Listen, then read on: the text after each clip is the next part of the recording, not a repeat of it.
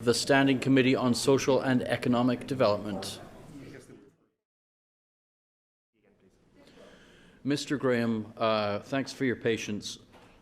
Because of the broadcast issue, we actually have to start all over again. So apologies for these delays, which are beyond our control. I want to thank the clerks, though, for all their help, and the tech people as well. So we're going to go back to the very top, and you're going to hear the same stuff that I said 8 minutes ago. But then the plane will get in the air, and we'll be off to the races, to mix metaphors. Okay. All right. Okay, committee come back to order. Our first item of business is the election of a vice chairperson. Are there any nominations? Mr. Weeb. Yes, thank you, Mr. Chair. I would like to nominate Mr. Eastlifson. Mr. Eastlifson has been nominated. Are there any other nominations? Hearing no other nominations, Mr. Eastlifson is elected Vice Chairperson. This meeting has been called to consider the following bills. Bill number 4, the Retail Business Hours of Operation Act, various acts amended or repealed, and Bill number 7, the Planning Amendment Act. Before we proceed with presentations, we do have a number of other items and points of information to consider. In accordance with our rules, a time limit of 10 minutes has been allotted for presentations, with another 5 minutes allowed for questions from committee members. If a presenter is not in attendance when their name is called, they will be dropped to the bottom of the list. If the presenter is not in attendance when their name is called a second time, they will be removed from the presenter's list. Written submissions from the following persons have been received and distributed to the committee members. Again, my apologies if I mispronounce any of the names. Dennis Volkov, Association of Manitoba Municipalities on Bill 4, Mayor Rick Crest, City of Brandon on Bill 7, Jeff Fawcett, Brandon and Area Planning District on Bill 7. Does the committee agree to have these documents appear in the Hansard transcript of this meeting? The committee agrees. On the topic of determining the order of public presentations, we have had a request by a presenter, Mr. John Graham, that he be allowed to present first, as he has a prior engagement tonight. Is there leave of the committee to allow Mr. Graham to present first? Leave has been granted. Mr. Graham will present first. Also, for the information of all members, we have had a special request from John Alward from the Canadian Federation of Independent Business. Mr. Alward is unable to attend this evening, but has recorded a video of his presentation and wishes it to be played to the committee. This request has been agreed to by the House leaders. Is there leave of the committee to consider Mr. Alward's video presentation at the conclusion of the list of presenters before us and have the text included in Hansard? Leave has been granted. Prior to the proceeding with public presentations, I would like to advise members of the public regarding the process for speaking in committee. The proceedings of our meetings are recorded in order to provide a verbatim transcript each time someone wishes to speak, either whether it be an MLA or a president or a presenter. I first have to say the person's name. This is the signal for the Hansard recorder to turn the mics on and off. Thank you for your patience. We will now proceed with public presentations, and I will now call on John Graham. If you have any written materials for distribution to the committee, Mr. Graham, you can now send the file through the chat function or email it to the moderator, who will distribute it to all committee members. Please unmute yourself and proceed with your presentation. Good evening, and thank you for granting leave as I prepare for our virtual parent-teacher interviews with our 8 and 12-year-old. My name is John Graham. I'm the Director of Government Relations for the Retail Council of Canada, and we're a not-for-profit industry-funded association that has been the voice of retail in this province for more than half a century. Our members represent about 2/3 of retail sales in Manitoba, with about half of our members considered small independents, and our members being small, medium, and large, servicing Manitobans on a broad range of formats, be it department stores, a grocery, online, specialty, discount, and all other forms that retail comes in. Until this most recent pandemic, retail has and likely will return to being the largest private sector employer, with beginning at the start of 2020, had over 67,000 Manitobans working in the retail sector in about 4,700 stores. But changes in our lives to adapt to the COVID era have created massive changes in the retail environment, including what and how we buy items.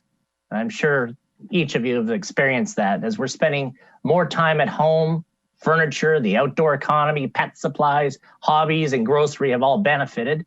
Well, apparel, jewelry, and travel related have not. However, the biggest winner has been online. And the reality is COVID has been the great accelerator for e-commerce, advancing it 5 years into the future compared to pre-COVID forecasts earlier this year. The growth is anticipated to continue as more Manitobans have grown increasingly comfortable doing their shopping from their home, the comfort of their couch, and their casual clothes. The top 10 Manitoba retailers shopped online this past quarter have included Amazon, PC Express, Walmart, Best Buy, eBay, Canadian Tire, the Home Depot, the Hudson's Bay, Apple, and Amazon. And Amazon is by far the biggest online player, with over 2/3 of Manitoba households having an Amazon Prime card. These players all offer 2-click shopping, great selection, good prices, but 24 hours a day, 7 days a week. And the reality is Bill 4 is about shopping local. It's about removing controllable barriers to shopping local, allowing stores to open when their customers want them to be open. It's about local retailers being able to leverage their competitive weapon, a personalized in-store shopping experience. It's providing local retailers the same operational flexibility that restaurants and pharmacies and garden stores, liquor stores, and other public serving businesses already enjoy. And in reality, it's also acknowledging online as a true competitor to brick and mortar retail stores in this province, the same way British Columbia and Alberta, Saskatchewan and Ontario and most other jurisdictions in Canada have done so years ago. It's by removing antiquated rules that dictate when a customer has the permission of government to shop. However, most immediately, it's about the health and safety of Manitobans who are working and shopping in retail stores in this province. And that's why I join you tonight seeking your support for the timely passing of this bill. As you may or may not know, the Quebec government earlier this week requested retailers consider expanding their hours to support greater physical distancing. Well, in the short term, we support that Manitobans should be staying home and minimizing shopping to that's most necessary. As conditions permit, allowing Manitoba retailers to expand their hours provides stores with their ability to spread more customers over more hours and better support physical distancing. Further, it gives stores that have since the start of the pandemic dedicated their first hour to seniors and vulnerable shoppers the ability to not have to exclude this service on a Sunday due to government restrictions that limit operating hours. And finally, the timely passing of this bill provides a lifeline to currently restricted brick and mortar Manitoba-based stores so that when they reopen to the public, they'll be able to better and more safely service their customers on Sundays. To me and to our members, supporting local is about supporting Bill 4. Supporting local retail jobs is about supporting Bill 4. And supporting local retail in the recovery is really about supporting Bill 4. And finally, supporting safer retail shopping is supporting Bill 4. I want to thank you for the opportunity on behalf of Manitoba retailers for the ability to share our perspectives. Thank you for your presentation. Do members of the committee have questions for the presenter? Ms. Squires. Thank you very much, Mr. Chair. And I just wanted to, I don't really have a question, I just have a comment, and I want to express my gratitude to Mr. Graham on behalf of our government for your support of this bill and supporting our local retailers. I know you've done an admirable job since you've been in your role, and never more so than this year when we have been seeing challenges presented like never before. So thank you for your continued work on behalf of all the retailers and the small businesses in our province, and thank you for supporting this bill. Mr. Chair. Mr. Lindsay. Thank you, Mr. Chair, and I too don't really have any questions for the presenter, but I do wish to thank you for coming out and making your points and certainly kind of a weird time and a different way of performing committees, but we appreciate the fact that you made it happen. So thank you. Mr. Graham, if you wish to respond, feel free to do so. If not, that's okay as well. Would you like to respond, Mr. Graham? Thank you very much for your comments. Sorry, just for the sake of the recording, I have to acknowledge you. Mr. Graham, go ahead.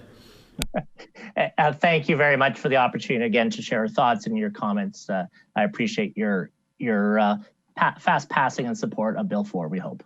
Thank you.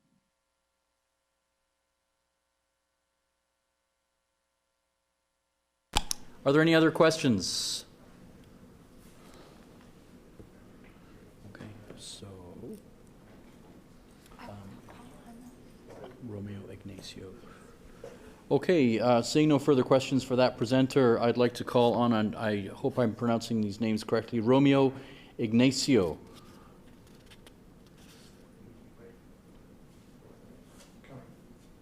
If you have written materials for distribution to the committee, you can now send the file through the chat function or email it to the moderator, who will distribute it to all committee members. Please unmute yourself and proceed with your presentation.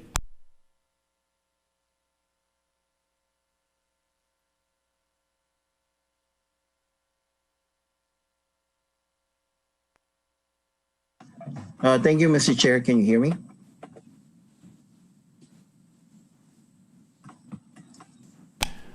Sorry, Romeo, just a quick discussion here. Just give us 10 seconds.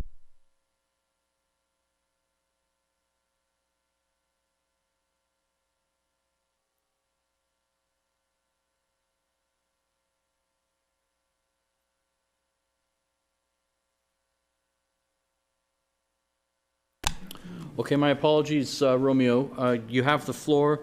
Please unmute yourself and proceed with your presentation.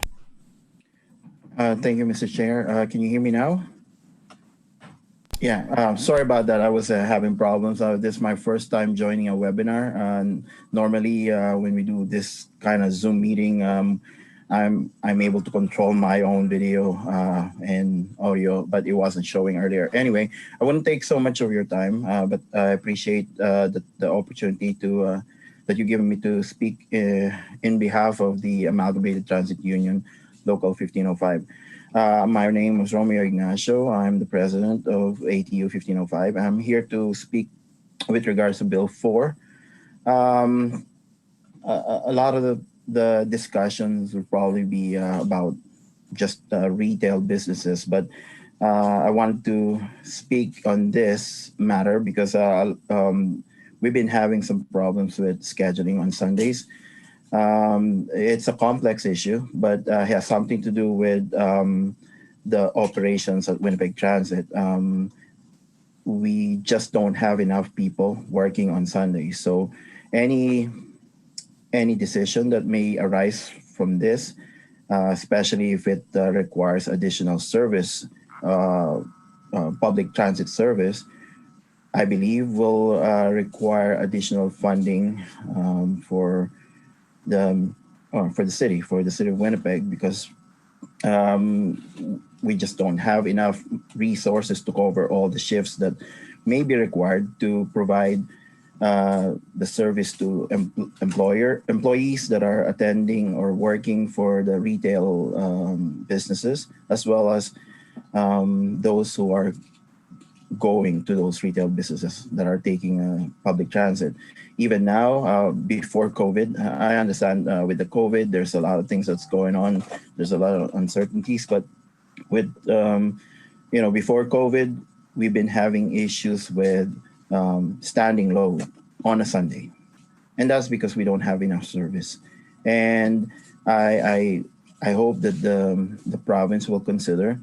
I know this is probably not the best time to ask for the restoration of the 50-50 funding, but I would like the province to consider at least additional operational funding in light of the the changes to, or the proposed changes to, the Retail Businesses Act. This is not just for Sunday, actually. I would like to point out that our holidays, stat days, whenever they fall on a weekday,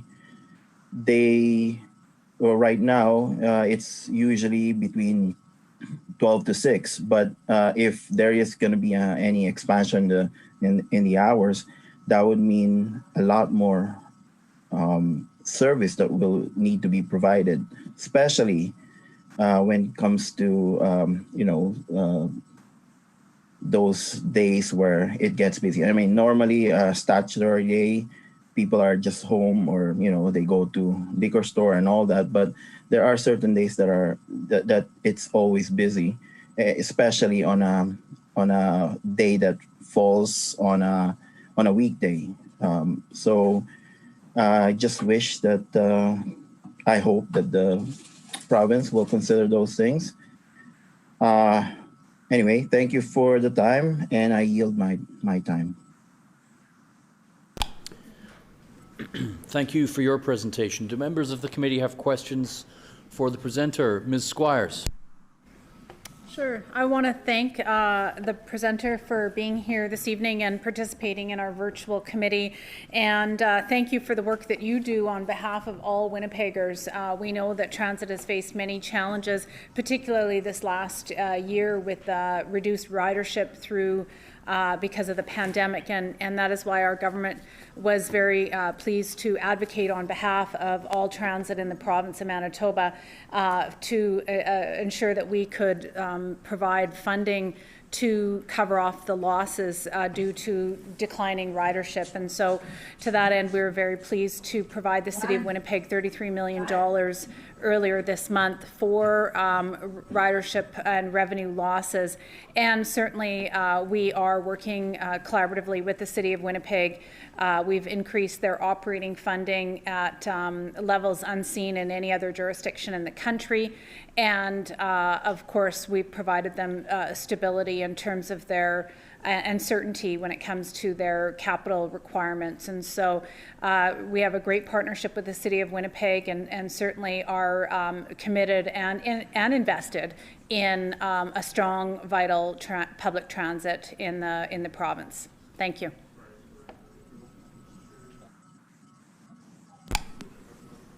Mr. Chair. Mr. Ignacio, would you like to respond to Ms. Squires?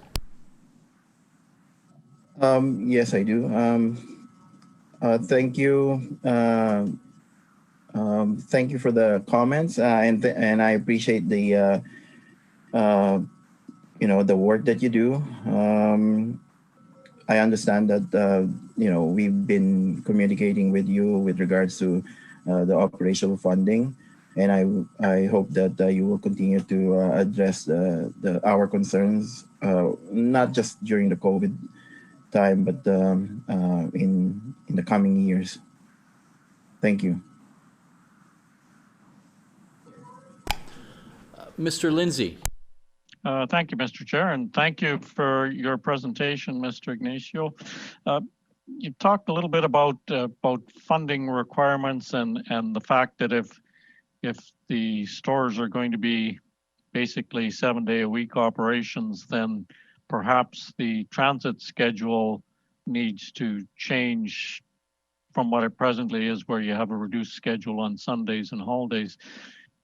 Do you think that you would, or the city would have to hire more bus drivers to legitimately say that people had access to the stores if they're going to be open on Sundays? Mr. Ignacio, in response to Mr. Lindsay's question. Thank you, Mr. Chair. I believe we do need additional manpower. Right now,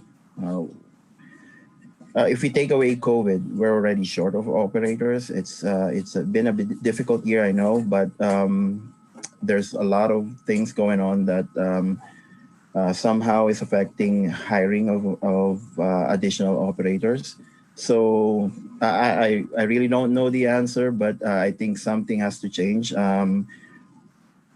But in order for us to actually cover the needed service, additional service for the weekend, we do need additional manpower or people power. So I don't think I'm in a position to actually to speak in behalf of the city, but I do believe, knowing the problem, I was well, this is my first year as the president, but I've been an operator for 15 years, and it's always the case. There's just not enough service on Saturdays and Sundays. So I believe the city could use additional operational funding for the weekend.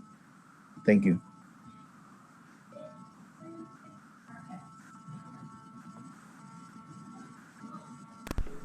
Mr. Lindsay, on a follow-up question. Thank you, Mr. Chair, and thank you for your answer, Mr. Ignacio.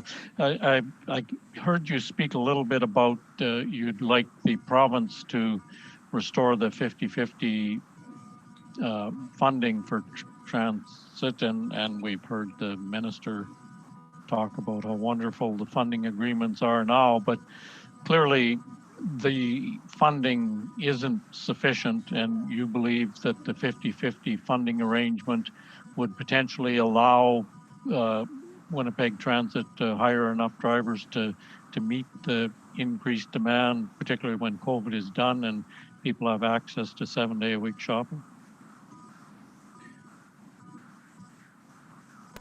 Mr. Ignacio. Thank you, Mr. Chair. I believe if we can restore the 50-50 funding, again, outside of COVID, I believe that will be sufficient to provide the additional operational funding. However, right now we just got spared from layoffs. I do believe that the city has laid off our union cousins in QP, and with all these uncertainties, we could always use additional funding for, emergency funding for COVID. But in the future, looking ahead, not just in the coming year, but I don't think everything's going to happen in one day, but as more and more people get used to additional hours, additional retail hours on the weekend, I live half my life in the Philippines, and businesses are open almost 24 hours, 7 days a week. I'm not saying that should happen here, but Mr. Ignacio, you have about 20 seconds left, so if you can finish your remarks, that would be wonderful. We're running out of time here. Mr. Okay. Ignacio. Yeah. Thank you, Mr. Chair. Yes, I do believe the 50-50 funding will greatly help. Thank you, Mr. Chair. Thank you, Mr. Ignacio. I just remind all members the subject of the bill at hand is not about funding, but about hours of operation. So while in a global discussion, there is a certain amount of leeway, I would encourage members to recall the contents of the bill and discuss those contents more specifically as much as possible. I'd now like to call upon Lauren Remillard, the Winnipeg Chamber of Commerce.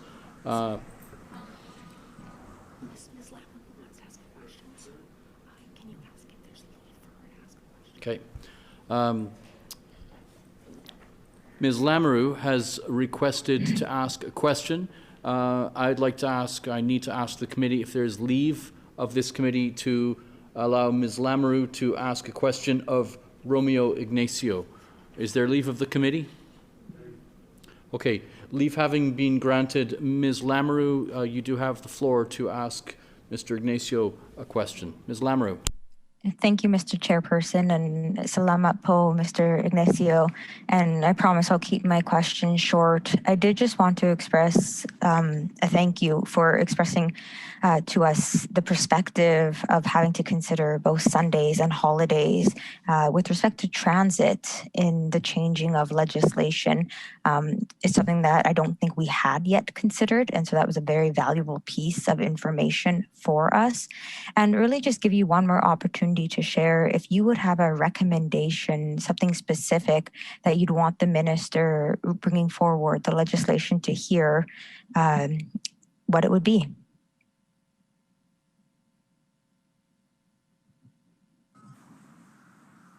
Mr. Ignacio, you have about 45 seconds.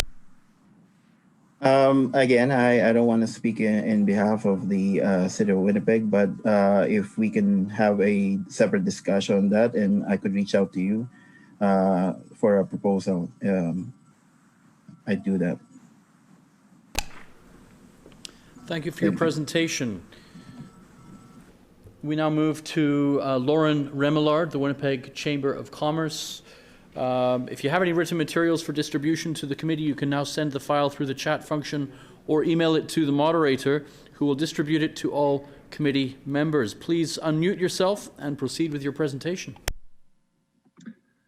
Thank you, Mr. Chair. Mr. Chair, members of the committee, fellow presenters. Before I start, though, I'd like to acknowledge that we're gathered today virtually, of course, on Treaty 1 territory, the traditional land of the Ojibwe, Cree, Oji-Cree, Dakota, and Dene nations, and the homeland of the Red River Métis. I want to thank you for the opportunity to be here this evening, albeit virtually, to speak in overwhelming support of long overdue legislation.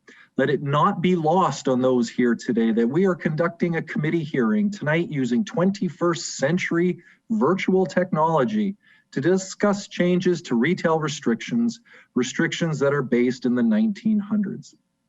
The Winnipeg Chamber of Commerce, founded in 1873 by business leaders, including many retail pioneers, is our community's largest, most diverse business voice. We represent business of all sizes across all sectors, employing in excess of 100,000 Manitobans. The Winnipeg Chamber of Commerce has advocated for changes to Sunday and holiday shopping hours for nearly 4 decades, likely when most of us here were just starting out in elementary school. So we certainly support the legislation before the committee today. And the public supports it as well. I'll note that the Winnipeg Chamber and Probe Research surveyed the public on this issue in 2016 and found 7 in 10 Manitobans responded supported allowing businesses to set their own hours of operation. Now, why is that? It's because we know society has changed, including our work patterns, religious practices, and family activities. Allowing consumers and business owners more flexibility to set their own schedules as the market and their clients demand will not only generate additional economic activity and more hours of employment, it will also make people's lives a little bit easier. And I think we could all use that a little bit right now. Arguably, Manitoba has the most restrictive regulations for retail operating hours of any province in Canada. That's not something to be particularly proud of. And we believe strongly that all businesses should be allowed the freedom to set their own operating hours. Let us not forget that retail is no longer a bricks and mortar operation. Global entities operate 24/7, 365 days a year online. Why is that? Because consumers are shopping 24/7, 365 days a year. Maintaining any semblance of restriction is akin to sending bricks and mortar retailers into the boxing ring with a blindfold in their hands tied behind their back. The world has changed, retail has changed, and it's long overdue for this legislation to allow Manitoba to play catch up to this change. It's time we stop demanding our local retailers operate as though it's the early 1900s when the marketplace is 2020. This conversation is particularly relevant given the challenges facing our retail sector, well known. As you know, many retailers cannot open their doors at all due to recent public health orders, and those that can open are limited to selling only essential items.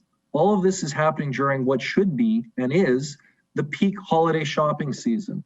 To be blunt, our retail sector is in crisis, and it's looking for a hand up from government. This legislation delivers a vital hand up to our retail sector, and want to thank the government for moving forward with this legislation. We know we'll make it through the pandemic eventually. but we need to take steps now that will allow our economy to successfully recover in the future. Removing unnecessary business restrictions like Sunday shopping hour restrictions should absolutely be one of those steps. We strongly recommend you proceed with this legislation and begin taking the necessary steps to put these changes into effect as soon as possible. Thank you for your consideration, your time, and be pleased to answer any questions you may have. Thank you. Thank you for your presentation. Do members of the committee have questions for the presenter?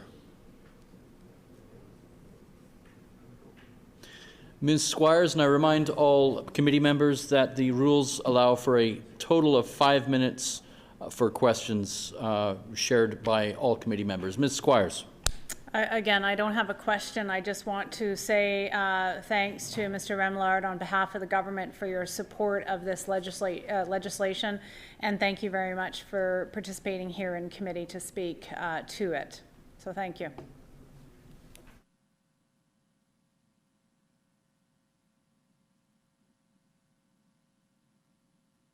Are there any other questions? Mr. Yes. Lindsay. Thank you, Mr. Chair. And I thank you, Mr. Remillard, for your presentation here tonight and taking time out in these weird times to do that. I just have a question. When it comes to Sunday shopping and the proposed piece of legislation that says that workers would have the right to refuse to work on a Sunday, would you think that Sunday should be the only day that a worker would have the right to refuse, or do you think that perhaps maybe recognizing the diversity of our population, that maybe there should be other days that workers would have the right to refuse? You know what? Mr. Remillard. Thank you, Mr. Chair. Thank you, Mr. Lindsay, for the question. You know, we are a very diverse society, and people's day of rest, people's day of worship is not just Sunday anymore. I would say, though, when it comes to the right to refusal, obviously this legislation provides employees the option to refuse work on a Sunday if they give their employer at least 14 days of advance notice. I think that reflects historically the approach to Sunday shopping and some of the concerns expressed by, say, organized labor, and not that I'm speaking on their behalf by any stretch. I would say, though, that we are in a society where any of us, and I'll use MLAs, when you entered into this, you knew what the job entailed. You knew that there would be long hours. And I think any employee going into an employment agreement today does so with the understanding, here are our hours of operations. These are the days that you are being asked to work. I think as long as an employer is upfront with employees about that, you know, it's a contract between an employer and an employee, and a relationship. That's where ultimately I'd like to see where that discussion takes place. I'm hesitant to weigh into whether government should be legislating if it's one day or the other. Ultimately, you know, our position is let the market decide, let employees decide, and employers decide. That will always render the best decision rather than government-imposed decision. Are there any other questions?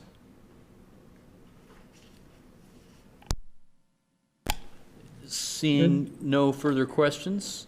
Andrew? My apologies. Mr. Fielding, you have a question? Yeah, Lauren, I just want to... Mr. Fielding, go ahead. Oh, thank you. So Lauren, again, just as what Rochelle, Minister Squires had said, I just want to thank you guys, both yourself and John Graham, for taking a leadership role in this and really pushing government in a way that makes common sense. And so I really want to thank you guys for your leadership role in developing this policy. And I think it's something that makes a lot of sense. And to your point, especially in these days right now that we're going on, makes sense to get this legislation done quickly. So thanks, Lauren. Appreciate all your opinions that you shared over the last 9 months or so. So thank you very much. Thank you, Mr. Fielding. Are there any further questions? Seeing no further questions, I thank Mr. Remillard for the presentation and would like to call Anna Rothney from the Manitoba Federation of Labour If you have any written materials for distribution to the committee, you can now send the file through the chat function or email it to the moderator, who will distribute it to all committee members. Please unmute yourself and proceed with your presentation. You have 10 minutes? 10 minutes to do so. Thank you, Mr. Chair. Are folks able to hear me all right? Terrific. Well, good evening, and I hope everyone who's participating tonight is healthy and safe and doing as well as can be in these difficult times. My name is Anna Ronque. Anna, my apologies for interrupting you, but we do need you to turn your video on, if you could do that, please. Oh. My apologies. No problem. Ms. Rothney, please go ahead. Terrific. Yeah, well, thank you again, Mr. Chair. My name is Anna Ronque, and I'm the Executive Director of the Manitoba Federation of Labour, and I'm presenting tonight on behalf of our President, Kevin Rebeck. Kevin is unable to join us tonight. He is quite literally, right at this moment, presenting a eulogy, a tribute, as part of a virtual memorial service for a dear friend who's just recently passed. And so normally he wouldn't miss the opportunity to share his views on such important matters, but we're hoping the committee can understand the importance of his other engagement. So as many of you know, Kevin is both the president of the MFL, which is a federation of more than 24 unions, representing more than 100,000 unionized workers from the public sector, the private sector, and the building trades. And he is also the labor co-chair of the Labor Management Review Committee. So wearing both of those hats, Kevin has prepared some notes that he hoped to share with the committee tonight. And with your approval, I will share those notes with you now on his behalf and trying to mimic his voice. So firstly, the MFL would of course like to begin by thanking and expressing our gratitude to all of Manitoba's incredibly dedicated and hardworking essential workers who have continued to work through this unprecedented global pandemic in unbelievably difficult circumstances, often putting themselves at risk, sometimes extreme risk, to serve our collective needs. And of course, we know that some of these workers are workers that depend on the types of employment protections that we're going to be talking about this evening. We also want to extend our heartfelt condolences to all the families and communities who have lost loved ones to this terrible health crisis, including a growing number of workers who have tragically contracted COVID-19 and lost their lives as a result of doing their job, going to work to support their families. Now more than ever, we have to do everything within our power to make sure that workers are safe at work, and we urge the government in the strongest possible terms to prioritize the health and safety of workers during this pandemic, including ensuring the right PPE, supporting workers' right to know about the hazards they may face at work and their right to refuse dangerous work, ensuring adequate staffing levels, making sure that workers are informed and have an equal say in establishing safe work procedures. In terms of Bill 4, as all MLAs will know from their constituents, and probably from their own personal life experience as well, working people are busier now than ever before, and working families are finding it harder and harder to achieve any kind of work-life balance. Between the pressures of work, school, children's activities, and the near constant presence of our smartphones, to say nothing of the many ways in which the COVID-19 pandemic has made all of our lives harder, working families are finding it increasingly difficult to enjoy any quality family time together and to get a little well-earned rest. The Retail Business Hours of Operations Act, which is being repealed with this bill, was an attempt to provide some basic, consistent time off for retail workers, many of whom work their busiest times when 9 to 5 workers are done their shifts, or on the weekends when many workers are enjoying time with their kids. I hope all members will agree that everyone deserves a chance to have at least some amount of time to get together and share a meal with their family. Manitobans want a system that is fair when it comes to balancing the needs of consumers with the ability for retail workers to have some work-life balance.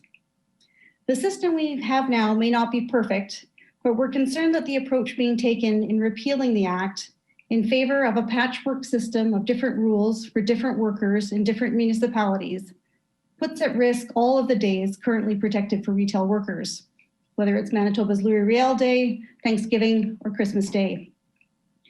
And while we're aware of a small number of vocal business opponents to the current act who appear to favor fewer protected days for retail workers, We're not aware of anyone calling for the elimination of all existing protected holidays. So why not start from what we have and make improvements from there? To be clear, Labour is always open to working cooperatively with employers to make improvements that make sense for working families, but we believe that the best starting point for those discussions is the existing Act, rather than turning back the clock on worker protections. Last year, just days before the early election call, the then minister responsible wrote to the LMRC seeking input on potential changes to the Act. Unfortunately, just 2 weeks later, prior to the opportunity for LMRC to meet or consider the matter, the Premier jumped ahead of the consultations and announced he'd be repealing the legislation outright. Needless to say, all members of LMRC were disappointed that government would ask for our advice and then make up their minds without hearing from us first. When the LMRC is given a fair shot at developing consensus advice, it is almost always successful. In fact, the LMRC process has worked extremely well for many decades, covering administrations of all kinds of different political stripes. Allowing Labour and employers to brainstorm and problem solve together, to come up with creative and constructive solutions to respond to emerging priorities, and in the vast majority of cases, to develop consensus recommendations for government. That is until recently. Recently, government has taken to picking and choosing when it listens to consensus advice from business and Labour, or even bothers to wait for our advice, leaving us to wonder, if government isn't listening to consensus advice from workers and employers, who are they listening to? When it comes to our labour relations system, whose voices are trumping the voices of workers and employers? Those who have to live with the system and operationalize the rules every day. While the LMRC process was completely undermined in this particular instance, and while we would strongly prefer that the Act not be repealed and that government, business, and Labour come up with constructive solutions to accommodate consumer preferences and work-life balance, we are certainly glad to see that the right to refuse Sunday work has been maintained for retail workers under this new legislation, consistent with Labour's advice. This is a critically important right for these workers who are often doing shift work and appreciate the opportunity to have predictable time to spend with their loved ones, especially when kids are at home from school on the weekends. And we encourage government to look at more ways to improve work-life balance for retail workers and all Manitoba workers, as we know that improving work-life balance plays a role in reducing stress, preventing burnout, and keeping workers healthy and, of course, more productive. The MFL will continue to push for more common sense solutions that benefit families and their ability to spend time together. In conclusion, I want to quickly return to the theme of Labour and employers working together to find constructive solutions, something that we have a long and successful track record of doing. And our hope that government will treat consensus advice from the LMRC as the real positive that it is. After all, what could be better than the two primary stakeholders on an issue coming to full agreement and giving government their assurance that their recommendations are workable and practical? This past spring, the LMRC was asked to provide advice on potential changes to the Labour Relations Act. And again, we are disappointed that despite having provided 100% consensus advice, the government has ignored many of our joint recommendations in their Bill 16. For example, the LMRC was specifically polled on the question of whether or not to maintain binding arbitration in the event of a labour dispute that goes on for more than 60 days. This was a measure that was of concern to many when originally introduced, but has proven its value many times over since then. So what did LMRC say about binding arbitration? They said, keep it, don't change a thing. This Made in Manitoba solution has resulted in Manitoba having the lowest rate of days lost to strikes and lockouts of any Canadian province. So why would we change what's working and what's giving Manitoba better results than anywhere else in Canada? And so I urge the government to have another look at our report and to heed the LMRC's advice on this and other LRA topics. Labour relations has got to be about more than just ideology. It has to be about what works, about keeping Manitobans working and keeping our economy growing. Thank you for your time this evening. Thank you for your presentation. Do members of the committee have questions for the presenter? Mr. Fielding. Great. Well, first of all, thank you for your presentation. Welcome back to the Manitoba Legislature and welcome back to Manitoba. It's good to have you back. And just wanted to go through a couple of points. I do have the letter that the Labour Management, it's actually right here, the Labour Management sent us, and it's November 1st. And so I know we introduced the legislation November 22nd. What the Labour Management Review Committee had suggested is they did support the legislation. The one thing that I know Labor, and I think Kevin Reback had spoke to us about, was the potential of the refusal to work. And in his comments, and I believe it was incorporated in the labor management review, was that they wanted a grandfather clause. So people that had been there before, were hired on before the legislation, could have some sort of a grandfather clause. We didn't think that went far enough, so we made some changes to legislation. So just I want to correct the record a little bit in terms of the timeframes that we're talking about here. And just to your point, you went off a little bit off topic with the labor legislation, but I just want to clarify the record. Really what the labor legislation that we've introduced does, it provides some more accountability. That's a part of it. And we think that providing some accountability in terms of having audited financial statements and providing the salaries of people, I mean, that's good enough for obviously the government employees who have done that for a quarter of a century. And so we think that, there needs to be accountability as well. So that just clarifies it. And so I don't know if you've got any comments on that, but just a clarification of the record. Ms. Rothney, if you wish to respond, you're free to do so. Thank you, Minister. In terms of the timing of Bill 4, of course, you're right in terms of the introduction dates. I guess our concern was that we sort of hold the view that when the Premier makes a commitment, our assumption is government is going to follow through. So when that commitment was made just 2 weeks after LMRC being asked for its advice, it was very difficult to convince members to put in a whole bunch of time and hard work to build consensus when it seemed that the book was already written. In terms of the LRA, it remains our hope that you will reconsider LMRC's recommendations. We may not agree on everything. We are concerned about the additional red tape that's being proposed to be put on the same group of public sector workers that took this government to court and, of course, won in terms of the illegal wage freeze legislation. It's feeling very punitive from our perspective. But there are certainly measures unrelated to that, in particular the binding arbitration provision, which we really do sincerely believe has given Manitoba the best track record in terms of lost days. And we can't imagine government, business, or anyone being opposed to having the best record in that respect.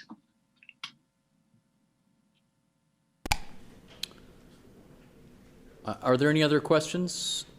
Mr. Lindsay. Thank you, Mr. Chair, and thank you, Ms. Rothney, for making your presentation. Certainly, I believe that what you had suggested was that the Labour Management Review Committee, even though the Premier jumped the gun and said he was changing the legislation, your group still went ahead and made a consensus recommendation to the government on what perhaps should or should not be included. But overall, what you've suggested is that you would like to stay with the existing legislation, if I'm not mistaken, and just make some changes to it so that everything that was presently included wasn't now excluded. Could you just clarify that for us, please? Ms. Rothney, in response to Mr. Lindsay's question. Sure. Thanks, Tom, for the question. And just to clarify, in this instance, LMRC did not produce a fully consensus report. And again, we feel that the process was undermined and wasn't given a chance. Honestly, there wasn't much of an imperative for people to sort of put in the work to do that. Now, I can't 100% promise you they would have reached a consensus otherwise, but just to set the record straight. Yeah, I guess our concern is that there are a number of days that are currently protected. And maybe firstly, I'll just start by repeating, we certainly are very appreciative of the fact that the Sunday rule has been rolled over. And the minister is absolutely right that that was a very high priority. And so we're very pleased to see that continue. But with respect to other holidays like Christmas Day, and we were certainly aware that there were a small number of businesses wanting to be open, maybe Labor Day, maybe Thanksgiving, but we're not aware of anyone calling for 365 days, nobody has the right to take a guaranteed day off with their family. So our view was, why not start with what we have and fix it if it needs fixing. That said, we are very happy that the Sunday rule has been brought forward, and we certainly thank the government for that. The time for questions has ended. We now move to presenters on Bill 7. And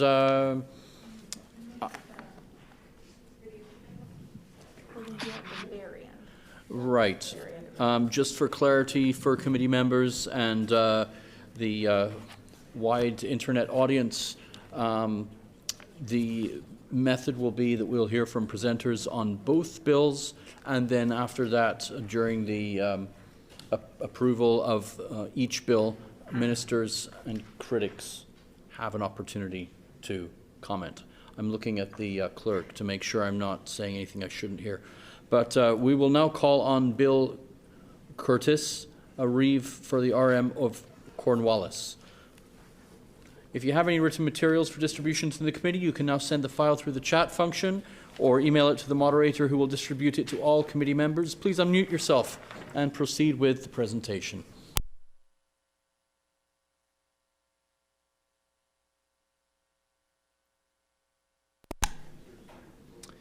Is Bill Curtis here?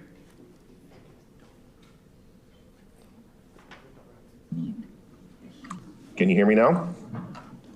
Okay, I'm seeing Donna Anderson, but my papers here say Bill Curtis. Yes, it's Bill Curtis. Okay, so a moment ago, what I would guess was a male voice said, "Can you hear me now?"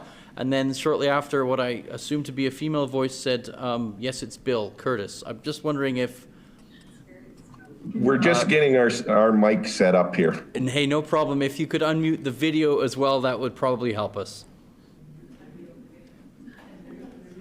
Turn the video on. We want to see you. However you want to. It's been a long day. There we go. Okay. How was that? I think that's good. Bill, thanks for being with us. You have the floor. Thank you. And thank you for the opportunity to present. My name is Bill Curtis, and I'm the Reeve of Cornwallis, Rural Municipality of Cornwallis. We are very pleased to see Bill 7, the Planning Amendment Act, come before the Standing Committee, and I would like to formally say the Rural Municipality of Cornwallis supports Bill 7. I would like to provide the committee with a brief history regarding the subdivision approval for the City of Brandon and what that means to the current Brandon and Area Planning District. Okay. Brandon and Area Planning District members of the City of Brandon and the Rural Municipality of Cornwallis and Elton have worked very hard over the past few years to complete a harmonious dissolution, allowing the City of Brandon to obtain approving authority of subdivisions of land within Brandon. Will be one of the final steps to allow this to happen. The Rural Municipality of Cornwallis and Elton will continue their planning partnership with the formation of a new planning district called Keystone Planning District. It had been hoped that this approval would have been given in late 2019 and in preparation for the January 1, 2020 start date. The rural partners moved their office to the Rural Municipality of Cornwallis building.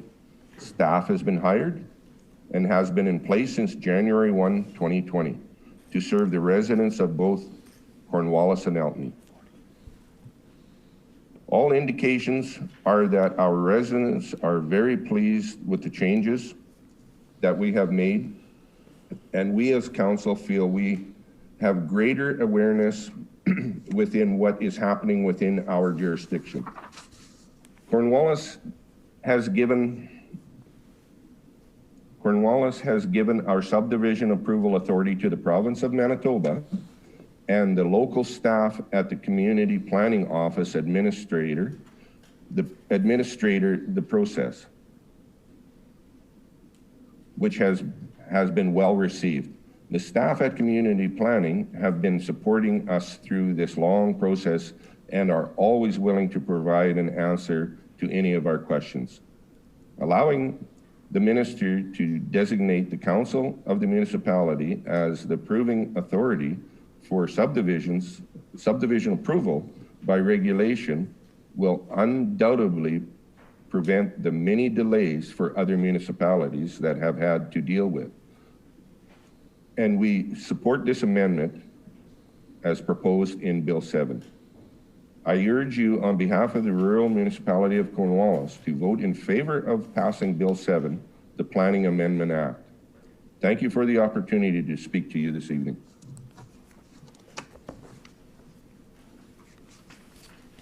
Thank you for your presentation. Do members of the committee have questions for this presenter? Ms. Squires. Just a comment, I would like to thank Reeve Cordes for coming, for presenting here this evening. And I would also like to thank you for your previous correspondence supporting this legislation. It is a true honor to be working with you and everyone in your municipality, and certainly look forward to future collaboration and look forward to the passage of this bill. Thank you. Does Mr. Curtis wish to reply to Ms. Squires? It's not necessary, but you have the option if you'd like to. You're good? Okay. Mr. Lindsay, I believe you had a question? Okay, I was told that Tom had it. Mr. Weeb, you go right ahead. Mr. Weeb? Thank you very much, Mr. Chair, and thanks, Bill, for joining us here this evening. I'm glad we could accommodate folks. Makes it a little bit easier. You don't have to drive in, and you can still participate, and we heard you loud and clear here. So thank you very much for participating. Thanks also for your letter and the letter from your RM and from others. It sounds like you guys are on the right track. It sounds like you got a bright future out there, and I'm glad to see that you're here representing your folks in this committee. The question I had was just around timing. As you said, we are now sort of a year behind, and I'm sure the minister is going to want to get into the reasons for that. But the question I really have for you is just I noticed that you're in at least one of the letters that was submitted to this committee. It indicates January 2021 as being a date that you'd like to hit the ground running. Can you just give me some guidance on that? Is that what your timeline looks like? Are you looking to get this bill through the legislative process and ready to go for January 1st? Mr. Curtis. Yes. If we can speed it up before that, that would be excellent. But the way the times are and what we're dealing with, as soon as you can get it passed, we're on the ground running. Are there any other questions from the committee?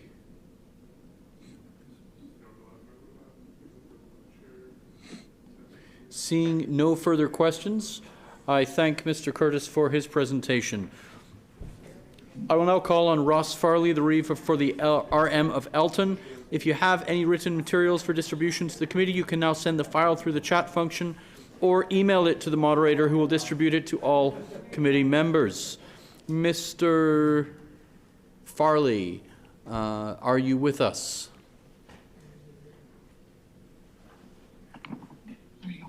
Yes, I am. Okay. You have unmuted yourself. We can see you. Mr. Farley, go ahead. Okay, are we ready to go? You guys can hear me? Okay, thank you, and thank you for the opportunity to present. My name is Ross Farley, and I am the Reeve of the Rural Municipality of Elton. The Rural Municipality of Elton is very pleased to see Bill 7, the Planning Amendment Act, come before the Standing Committee in full support of Bill 7. With the City of Brandon obtaining subdivision approval, this allows the 3 members of the Brandon and Area Planning District to proceed with dissolution. The 3-member municipalities have been working diligently together to make this an agreeable separation and to allow for streamlining and improving planning process for each member. Allowing the City of Brandon to obtain approving authority of subdivisions of land within Brandon will be one of the final steps to allow this to happen. We have anticipated this bill would have been passed in late 2019, and in doing so, the municipalities of Elton and Cornwallis will continue their planning partnership with the formation of the new planning district, Keystone Planning District. Staff have been hired and have been in place since January 1st, 2020 to serve the residents of both Elton and Cornwallis. All indications are that our residents are very pleased with the changes that we have made, and we as council feel have greater awareness what is happening within our jurisdiction. Elton has given our subdivision approval authority to the province of Manitoba. The local staff at the Community Planning Office administer the process, which has been well received. We appreciate the assistance that we have received from the staff of the Brandon Community Planning Office, as well as proceeded through changes with any and all inquiries. Allowing the minister to designate the council of the municipality as approving authority for subdivision approval by regulation will undoubtedly prevent the many delays for other municipalities that we have had to deal with. And we support this amendment as proposed in Bill 7.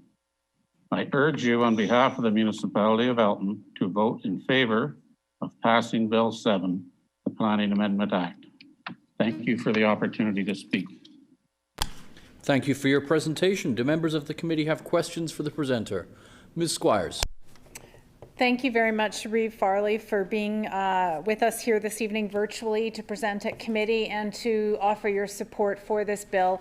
I also want to thank you for your letter that you had sent to myself, my office, and all members of the Legislative Assembly urging support for this bill's passage. And I certainly do think that your letter was well received, and I've heard from members from all sides of the House that there seems to be broad support for this legislation.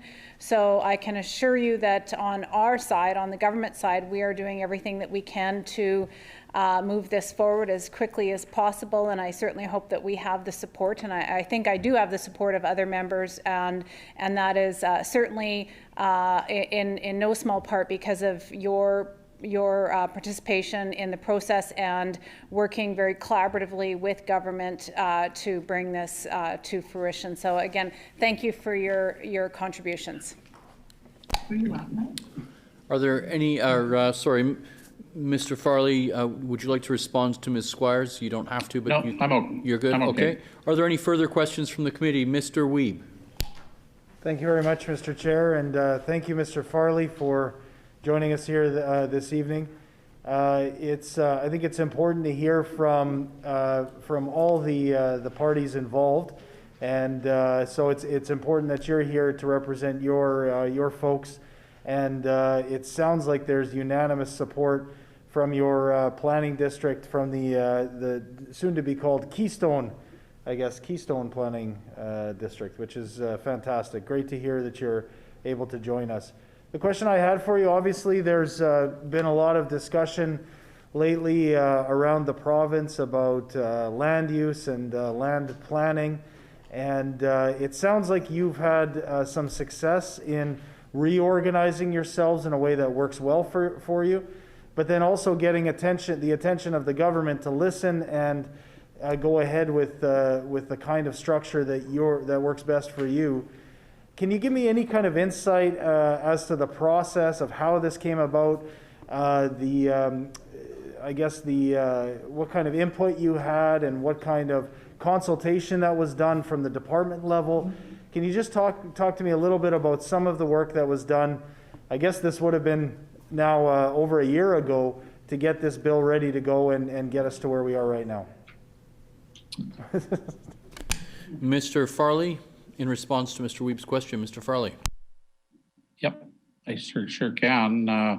What started, I guess, probably, I'm thinking a year and a half to 2 years ago, it was just the need for us virtually. I mean, I think the city and the two surrounding municipalities, us and Cornwallis, I do feel we have a great working relationship, and it maybe the best right now it's been in a lot of years, but certainly it's just a common sense kind of approach. And I think some of the issues, approving some of the subdivisions within the city, I mean, they know more directly than what we know. And, our board consisted of 9 votes and 6 of them were rural. It just made more sense, I think, for them, just the well-being of and us. I mean, Cornwallis and us, certainly with rural, we have more, things in common. It was the right time, I think, to do it. Are there any further questions from the committee? Seeing no questions, I thank Mr. Farley for his presentation. I will now call on Ryan Nicol from the City of Brandon. Is Mr. Nicol with us? Yes, I am. If you have any written materials for distribution to the committee, you can now send the file through the chat function or email it to the moderator, who will distribute it to all committee members. I see you have unmuted yourself and your video appears to be on, so Ryan Nicol, please go ahead. Ryan Nicol. Thank you, Mr. Chair. Through you to the committee. It was great to see both Reeves, Curtis, and Farley speak. I think they covered it relatively nicely, and I think it's a really testament to the cooperation within the district that you have the 2 Reeves of the rural partners showing up to talk about a bill that's related to subdivision within the city of Brandon. So I think that's wonderful. Just a quick other piece of history. The BAPD was created in the 1980s. It's definitely gone through many different evolutions over the years to 2006, where the majority of planning services were provided in the city of Brandon, and we continued to work cooperatively together. I agree completely with Reeve Farley when we talk about relationship building. Our relationship, I think, is better recently than it's been in many, many years. And part of that is, I think, is we do have the interest of the others in mind, and that was one of the things that was guiding us through this process. In terms of other things that were spearheading it, I was part of a red tape committee with the Brandon Chamber of Commerce. And one of the things that we looked at was both internal process improvements that we could make to local bylaws, but also provincially. And this was one of the key pieces that came out of it. So through previous correspondence, I think there was letters written by our Chamber of Commerce and the group. So to show a partnership between a regulatory body and the Chamber and the business community is a strong partnership. And I really appreciate that we were being heard and it was moving on in the process. What's really important for the city of Brandon to note is that the evolution of this new structure does not mean we don't value or want to promote the coordination and cooperation with our neighbors. Joint municipal planning is key to effective planning. And we certainly want to continue that relationship. In fact, the Brandon Area Planning District passed a resolution to create a joint planning committee that will involve the Keystone Planning District and the city of Brandon. And we will continue to meet and discuss matters of joint municipal interest with aim to have collaborative problem solving in the interest of both the rural RMs, but also the city of Brandon. So we appreciate this moving forward. It's I think as Reeve said, it's a little bit later than we wanted, but I think that's like most things nowadays. And I thank you for your time tonight. Thank you for your presentation. Do members of the committee have questions for this presenter? Ms. Squires. Well, thank you very much, Mr. Nicol, and certainly not a question, just a comment. I'd like to say thanks to you for being here at committee, and I'd like to pass on, I'd like to ask you to pass on our appreciation to your Mayor Rick Crest and your council for their collaboration on this and many other initiatives. We value our partnership with the City of Brandon, and certainly we'll be pleased to pass this bill and provide these new opportunities for the City of Brandon, and look forward to continued dialogue and collaboration with you all. Thank you. In response to Ms. Squires, if you wish to, Mr. Nicol. Mr. Nicol, go ahead. Response. Sorry, confusing. Thanks. Go ahead. Mr. Nicol, no response? That's okay. Yeah, sorry, no response. I'm confusing you. I appreciate the kind words. Thank you. Mr. Weeb, you had a question. Mr. Weeb. Well, thank you very much, Mr. Chair, and to you, Mr. Nicol, thank you for joining us. Always great to have somebody from the city of Brandon to come join us. And if you followed along, present MLAs accepted.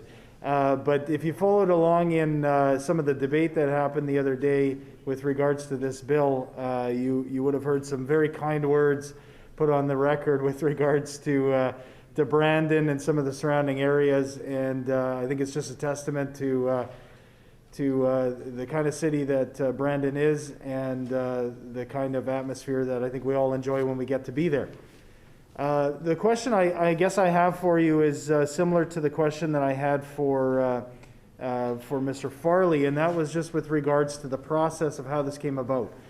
You know, as I was saying, I think there's a lot of concern around the province right now about how changes that are being made with regards to planning districts and land use processes that are giving people a lot of concern. And here's an example where you guys, you've come up with your structure. As you said, it works well. It sounds like you've got buy-in from all partners. This isn't one jurisdiction sort of being heavy-handed on the other. And the most important thing is you got the attention of the government and of the minister. And a lot of RMs right now around the province are saying, how do we do that? How come we aren't getting the same FaceTime and we're not getting the same reaction and support that others are? I want to be very clear. I'm not begrudging the work that you've done or in any way questioning it, because I think you've done it right. And what I'm just trying to figure out is, are there lessons that you've learned from the work that you guys did to get to this point that maybe you could share with other RMs and other jurisdictions around Manitoba who are just at this point just desperate for any kind of support at all from the government, and anything you could shed in that regard, Mr. Nicol, I think would be very helpful. Thank you. Mr. Nicol, would you like to respond to Mr. Weeb? Sure. Yeah, through the chair to sorry, I just need to acknowledge you for the sake of the answer. Mr. Nicol. Thank you, Mr. Chair. Yeah, so regarding the question of how it came about was, this was ongoing for quite a while, and it involved our work, as I mentioned, with kind of the Chamber of Commerce under the provincial red tape efficiency umbrella. We're all in the business of looking at providing efficient and effective services. Land use planning is important, but we still need to kind of keep things moving along. So we had discussions through there, and this was identified as one of the key topics. Through that, I mean, different venues, we talked to kind of the local MLAs. We worked through our local elected officials, both with the city of Brandon and the RMs of Cornwallis. We worked with staff at the provincial level. And once that came back to us, we found that we made very good progress. It was just working once we got through the staffing, and I think there was some connections made at the political level to help that happen. And we were able to work collaboratively to move the system forward. I think a real big beneficial piece is that we do have a good relationship. So if we're looking to get the province involved, it's much easier if we're getting them involved where we're rowing in the same direction. So that would be an advice, is to involve all the local groups, get them on side first, reach out to the province, make sure you're connecting with the business community and other stakeholders such as construction associations, make sure they're in support, and then move forward accordingly. That does conclude the time for questions for this section. So we will now proceed, as previously agreed, to a video presentation from Jonathan Alward on Bill 4 from the Canadian Federation of Independent Business.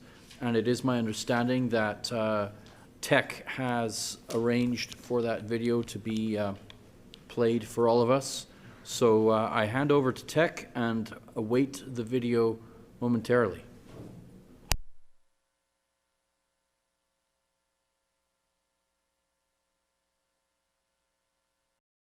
Okay, I now call the meeting back to order. We will now listen to, as previously agreed, we will now listen to Jonathan Alward, the Canadian Federation of Independent Business, and apologies for technical glitches, but if we can proceed and listen, I don't know that we will have a video presentation, but certainly we will be able to hear what Mr. Alward had prepared for us. Mr. Alward.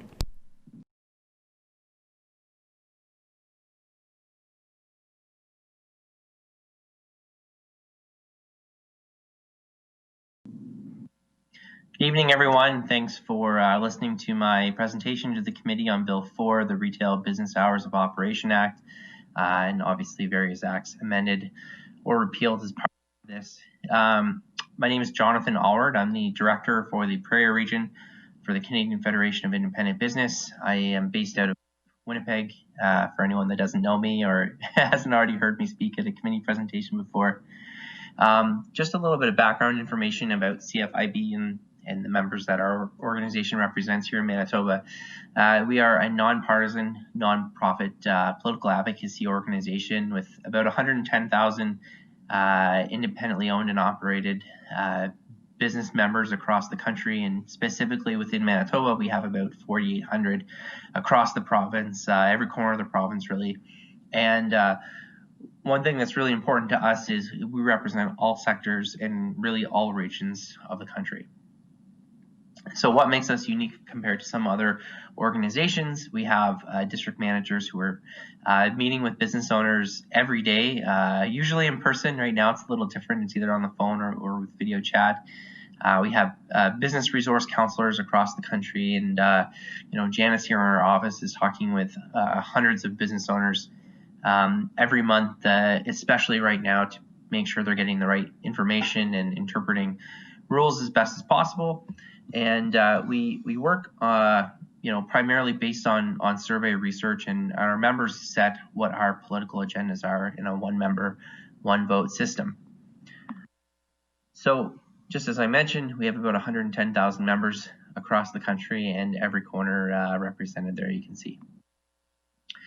So before I kind of jump into why I think this act is very important and the changes coming are very important, and as well why it's important to expedite everything, I wanted to paint a little bit of a picture of the small business climate, not just in Winnipeg but across Manitoba.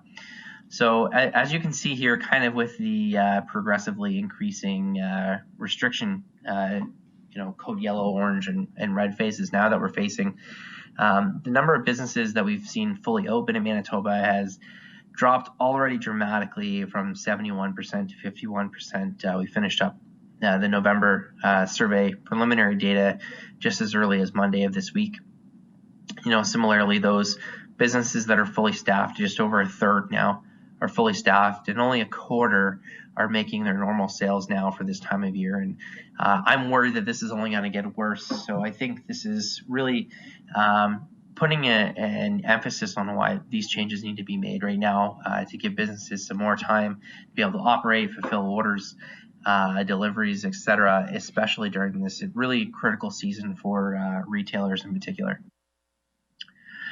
So as I mentioned, of course, we're operating on a one member, one vote system, and we go to our members whenever it comes to important policy decisions. So we asked them when the issue came up for debate, it was a statement agree, disagree question, whether or not they agree that all businesses in Manitoba should have the choice to remain open during statutory holidays. And as you can see, 62% of members agreed. And I think that's important and significant as well, not just because it's the majority of small business owners, but it's also taking into account every sector. I mean, you have agriculture sector, transportation, among others, not just retail. So I think across the province, there's quite a widespread support for these changes to be made that we're seeing here in Bill 4 from businesses of all types.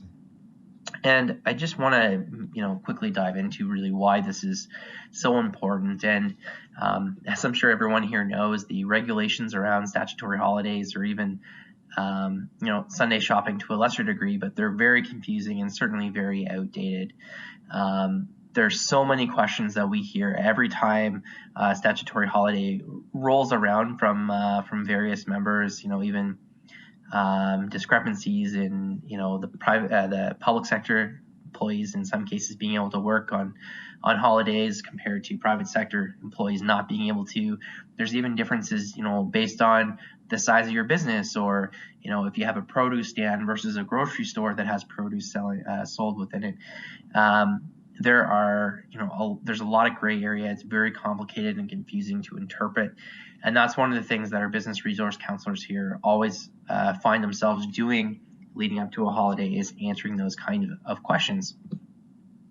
On top of that, we've obviously heard from really not just small business owners, but all Manitobans that these rules feel very outdated and don't necessarily reflect the cultural mosaic that is the province. And I think for that reason as well, this is an important change. So, with this survey data and still being quite recent, we asked in our party leader survey just prior to the 2019 provincial election, where different potential leader candidates stood on different issues. And we asked specifically, if elected, will your government allow businesses the choice to remain open on all statutory holidays, regardless of size or business type? And as I'm sure I don't need to tell anyone here around the table, both the current government and the official opposition agreed to make these specific changes. And I think that was something that we certainly commended them both for, and was very good to see the parties on the same page on this important change. So, in getting into that, I think the changes do largely what we had hoped that they would do, and that's clear up a lot of the inconsistencies, give businesses more of the freedom to be open while still making sure that their staff have a right to determine whether or not they want to work on a Sunday, for example. And I believe this legislation does capture those changes largely. I think it'll be much easier for businesses to interpret everything. It will give them more choice, especially in this critical time of year, to stay open for more hours. It will keep Manitobans more spread out, I think, as well during the pandemic and beyond. And these are all really positive, very timely changes that should be made right now. If anyone has questions for me, I'd be very happy to call and chat at any time. My contact information is here. But I appreciate everyone's time, and I appreciate what I hope is a very swift passage of Bill 4 and implementation to make these changes in time for the holiday season. Thank you. That was a previously recorded presentation. That concludes the list of presenters, and there will be no questions. We will now proceed with clause by clause of Bill 4. Does the Minister for Bill 4 have an opening statement? I do, Mr. Chair, very brief. Minister Fielding. Okay, I do, Mr. Chair, thank you very much. First of all, I'd like to thank everyone for the keen forward to present their comments on the bill tonight. This is an important bill that will really remove restrictions on Sunday and holiday shopping so that Manitoba businesses can compete with their counterparts in Ontario and other Western provinces, as well as, and probably more importantly today, online retailers. I appreciate the opportunity to hear from opinions on the legislation from a large and diverse group of Manitobans here tonight. I'd also like to thank the stakeholders who contributed to the development of the bill, including the Labour Management Review Committee, which is comprised of both labor and management. As you know, our government believes very strongly in the importance of consultation, and I'm grateful for the dialogue and advice that I've received from the stakeholders with this legislation. My one final point is I do appreciate Mr. Allward from the CFIB, and I know he had an opportunity to send out a letter to all members of the legislature just fairly recently on November 16th. That talks about the support for the expedited passage of the Retail Business Hours of Operation Act. And I see from the letter he sent around to the legislature, which we could table, Mr. Chair, that over 62% of people that were surveyed support this. So we're very much in favor of this, and we look forward to the speedy passage of this legislation. Thank you, Mr. Chair. We thank the Minister. Does the critic from the official opposition have an opening statement? I do, Mr. Chair. Mr. Lindsay.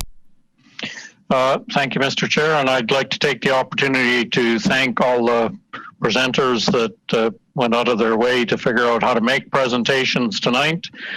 We're not opposed necessarily to this bill, and certainly we understand the importance to retailers and to workers of the changes that are proposed here. We wish that there had been a little more consultation to come up with something that could have potentially been better than this. We want to make sure that people understand that workers do need to have a day off where they can spend a day with their family, but that day doesn't necessarily always have to be a Sunday. Recognizing the diversity of people in this province, that Sunday doesn't have the same connotations that it did once upon a time. So we wish that the government had been more receptive to looking at diversity and not just the same old thing. We want to recognize that workers do have the right to refuse to work on a Sunday, but not other religious holidays or other days that may be important to them, like Thanksgiving. So we think that this bill will pass, but we hope that perhaps maybe the minister will be receptive at the next stage to some amendments, or maybe the minister themselves will make some amendments to make this bill into something that all Manitobans can be proud of, and that we can actually stand up and say we work cooperatively to come up with a bill that was so much better. Having said that, Mr. Chair, I don't suspect that we are going to oppose the passage of this that is presented to us today. Thank you.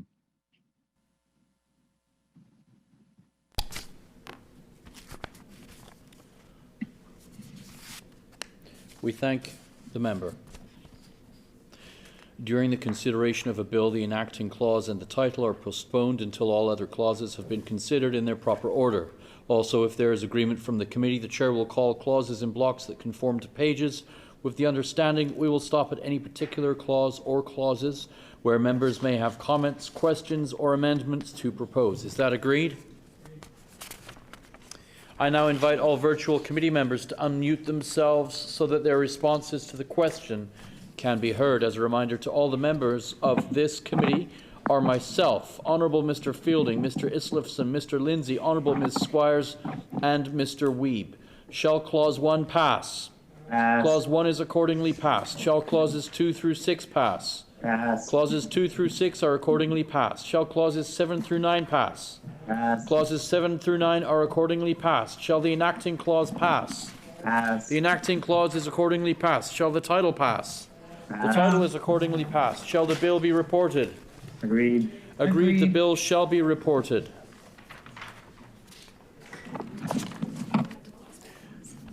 We will now move on to clause by clause of Bill 7. Does the minister responsible for Bill 7 have an opening statement? Minister Squire.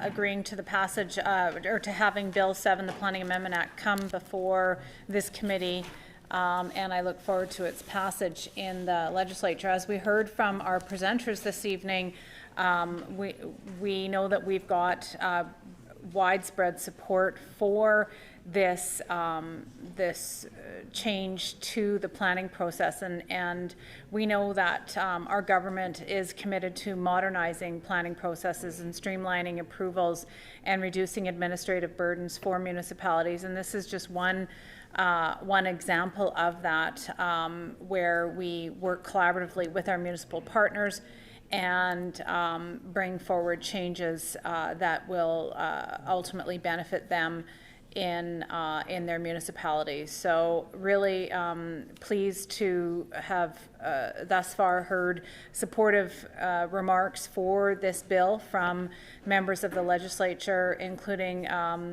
members opposite. And we did also hear from the municipal leaders that there was some frustration expressed by the delay in this bill coming thus far.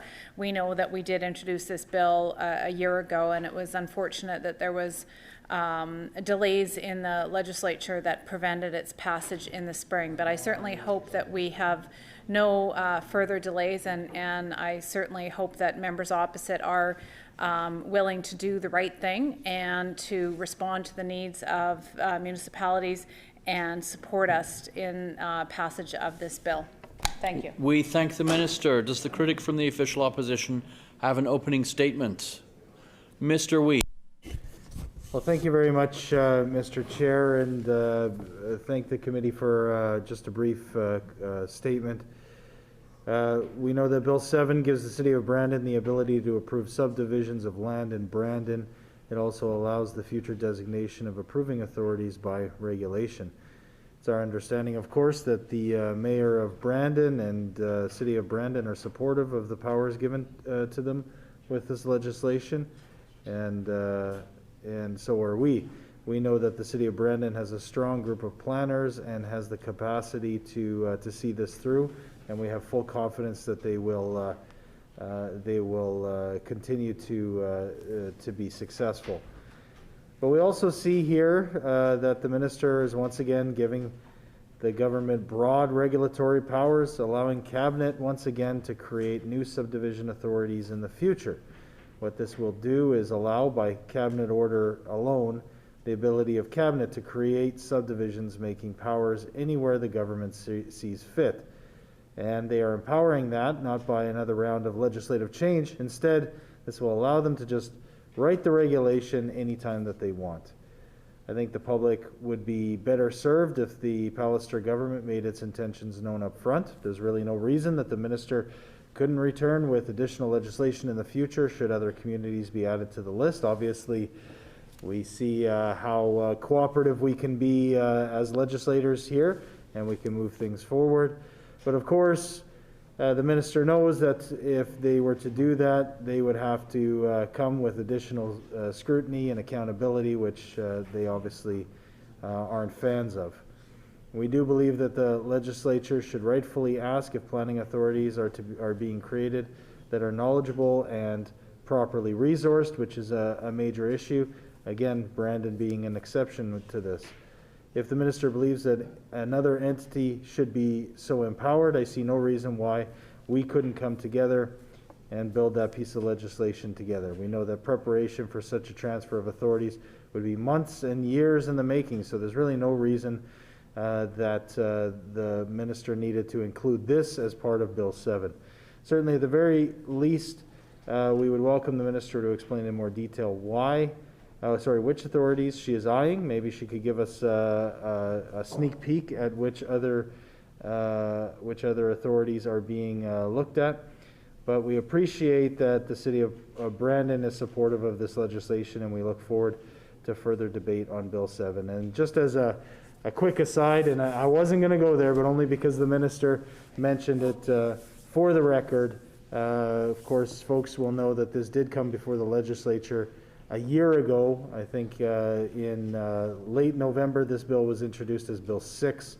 There's no reason why Bill 6 could not have passed. In the same way it was introduced in November this year, it could have been introduced in November of last year, moved through the process, and it could have, if the government would have called the bill, we could have moved it.